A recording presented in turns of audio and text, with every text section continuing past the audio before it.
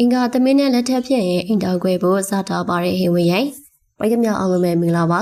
ပရိသတ်များရှင်နေ့ကုန်ပိုင်းမှာဆိုရင်တော့ပရိသတ်တွေမျောလင်းတောင်းတနေတဲ့တရုတ်ဆောင်ဟေဝင်းရဲ့မင်္ဂလာပွဲကြီးကျင်းပဖို့အတွက်အချိန်ကနေကလွတ်လာခဲ့ပြီဖြစ်ပါတယ်လွန်ခဲ့တဲ့ရက်တွေကတရုတ်ဆောင်ပိုင်းတကွရဲ့ကြီးကျယ်လာတဲ့မင်္ဂလာပွဲပြီးမှပရိသတ်တွေကလည်းဟေဝင်းရဲ့မင်္ဂလာပွဲကြီးကိုမျောလင်းတောင်းတနေရပြီဖြစ်ပါတယ်လက်ရှိမှာဆိုရင်လည်းဟေဝင်းကဘယ်သူနဲ့လက်ထပ်မလဲဆိုတဲ့အကြောင်းအရာတွေကပြည်သူတွေကြားမှာရေးပန်းစားလျက်ရှိတာပါဟေဝင်းကအင်္ဂါသမင်းနဲ့လက်ထပ်ဖြစ်လိမ့်မယ်လို့အားလုံးကအတိအကျယုံကြည်ထားလပဲဖြစ်ပါတယ်ဟေဝင်းကဆိုဗီယက်တစ်စင်နဲ့လက်ထပ်ဖြစ်မယ်ဆိုရင်တော့ဟေဝင်းဖန်တွေနဲ့ဟေဝင်းနဲ့ဆိုဗီယက်တစ်စင်ကိုအားပေးနေတဲ့ပြည်သူကြီးအတွက်ကတော့ပြောင်းပြတဲ့အောင်ပြည်သူဖြစ်အောင်အတိအကျပဲဖြစ်ပါတယ်ဒါပေမဲ့တချို့တော်သူတွေကလည်းဆိုဗီယက်တစ်စင်လေးကိုနှမျောတာကြောင့်ဟေဝင်းနဲ့လက်ထပ်မှာကိုမလိုလားကြပါဘူးဒါပေမဲ့ဟေဝင်းရဲ့နှစ်ဖက်တော့မိဘဆွေမျိုးတွေကတော့ဟေဝင်းနဲ့ဆိုဗီယက်တစ်စင်ကိုတဘောတူတည်ရောက်ရှိပါတယ်လွန်ခဲ့တဲ့ရက်ပိုင်းမှာပဲဟေဝင်းရဲ့အတော်အမိုးခံကတကယ်လို့ဆိုဗီယက်တစ်စင်နဲ့တောင်လက်ထပ်ဖြစ်ခဲ့ရင်တော့တမင်အရင်လိုသေးချလေးပြုစုဆောက်ရှောက်ပေးမှာပါလို့ပြောပြလာခဲ့ပါတယ်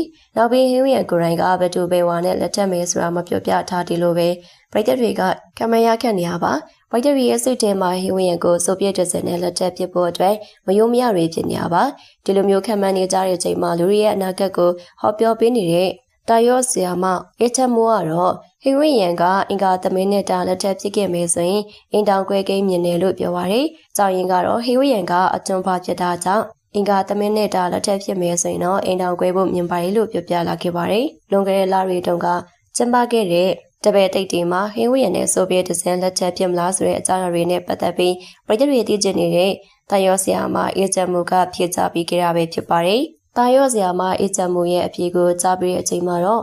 YB ပလိန်ကြပါရယ်ဆရာမတော့သူဟောတာကိုမကြိုက်ဘူးဆိုလာမမေးပါနဲ့အမှန်တွေကိုသာလက်ခံနိုင်မှသာလာမေးပါလို့ပြောပြလာခဲ့တာပဲဖြစ်ပါရယ်ဆရာမရဲ့အဟောပြောရကြောင်းလဲပြည်သူတွေကဆိုဗီယက်တစ်စင်နဲ့ဟီရီယန်တို့လက်ချက်ဖြစ်ခဲ့တဲ့ဆိုရင်အိမ်တော်ကွဲသွားမှာကိုလည်းမလိုလားတာပါလွန်ခဲ့တဲ့နှစ်တွေတုန်းကဆိုရင်ဟီရီယန်ကပထမအိမ်တော်လို့ဆိုလို့ရမယ်ဝိုင်းစုခံတိန်နဲ့နှံခွဲခဲ့တာပါတရားဝင်လက်ထပ်ထားတာမျိုးမရှိဘူးဆိုပေမဲ့ဝိုင်းစုခိုင်တိန်နဲ့ဟီရီယန်ရဲ့အချက်စလက်အကြောင်းတွေကိုပြည်သူတွေအားလုံးကသိရှိပြီးသားဖြစ်တာပါဒါကြောင့်မလို့လေဒုတိယအကြိမ်မြောက်လန်ခွဲမှာကိုမလိုလားသလို